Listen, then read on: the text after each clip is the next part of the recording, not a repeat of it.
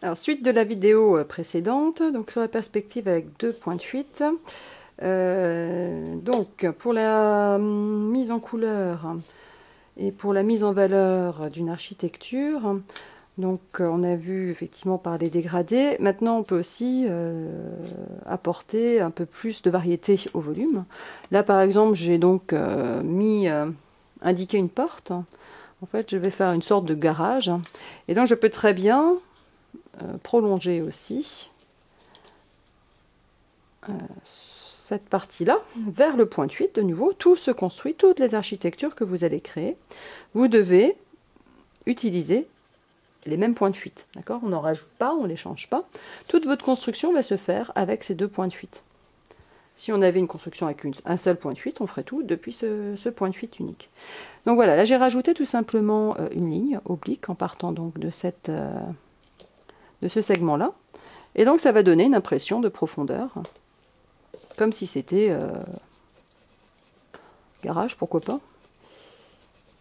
Voilà, et puis là je vais mettre aussi en valeur par la couleur. Donc là ça va être une zone qui doit être plus sombrée, puisque ça viendrait à l'intérieur du bâtiment.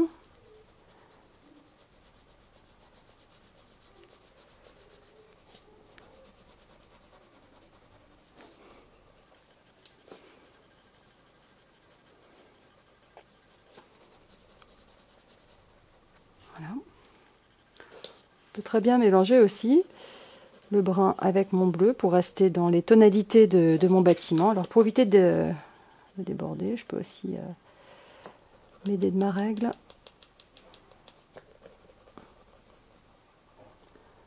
Éviter de mettre des coups de crayon dans ma partie plus claire.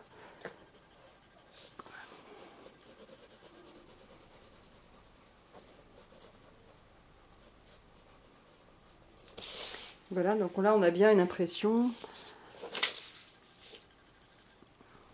une illusion en fait de volume en 3 dimensions. Là pareil, du coup c'est un petit peu clair, il va falloir aussi travailler les ombres. Donc là je suis déjà en train de complexifier le dessin. C'est pour vous montrer ce qu'on peut faire aussi depuis un seul volume finalement. Donc, il faut aussi penser effectivement aux ombres portées, aux ombres au sol, pour donner aussi du poids au bâtiment.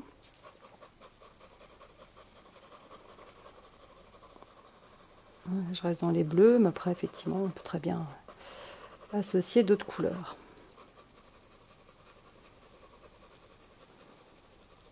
Et donc j'essaye bien sûr de respecter ma source lumineuse. Si ma lumière vient d'ici, forcément ça doit être plus clair. Là on est à l'intérieur du bâtiment, donc ça doit être plus foncé, et donc progressivement je monte dans les ombres. Et là ça doit être plus foncé aussi. Là aussi, après ça dépend ce que je vais rajouter derrière.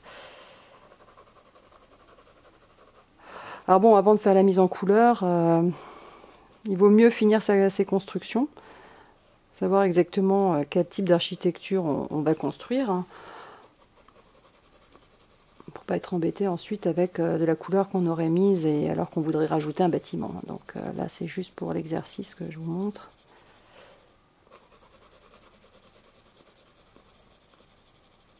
Voilà, donc là on a bien effectivement cette idée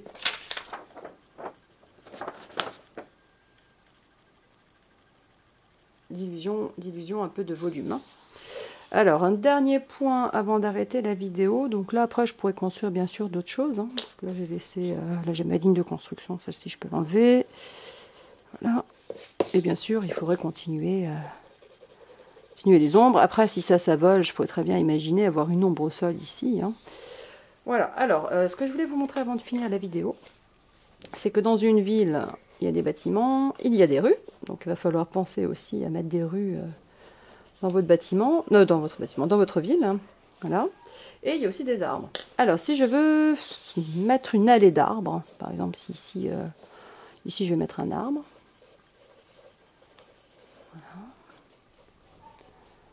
Un arbre, et souvent il y a des allées d'arbres. Eh bien, mon arbre va subir aussi enfin si je rajoute donc d'autres arbres, ils vont également subir la diminution vers le point de fuite.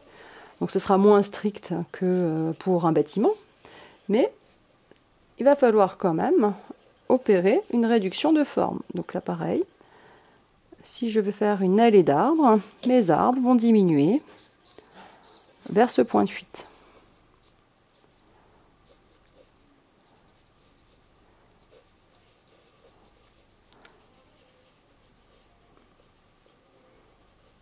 Voilà.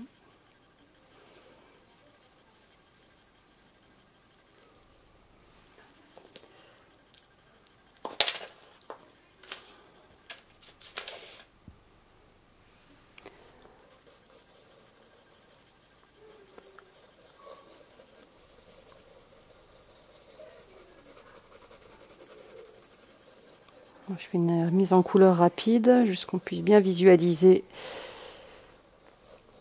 la diminution de forme.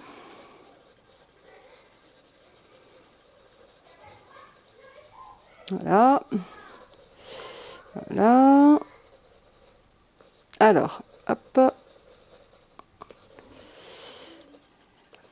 Il ne faut pas non plus trop foncer, là j'ai peut-être un peu trop foncé, puisque plus les arbres vont s'éloigner, dans mon dessin, dans la profondeur de la ville, et puis ils doivent aussi s'éclaircir. Donc là j'ai peut-être un peu trop foncé. Là, je fais mon tronc, donc il doit être assez foncé, et puis pareil, ça va venir s'éclaircir. L'idée, c'est d'opérer aussi la diminution de forme en respectant donc la trajectoire du point de fuite. Donc là, après, on peut imaginer faire un trottoir, on peut imaginer voilà, faire une route.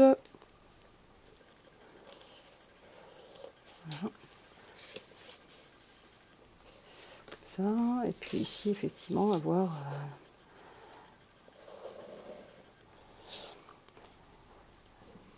d'autres arbres qui viendraient aussi diminuer. Voilà, un début de ville construite avec l'aide de 2 points de fuite.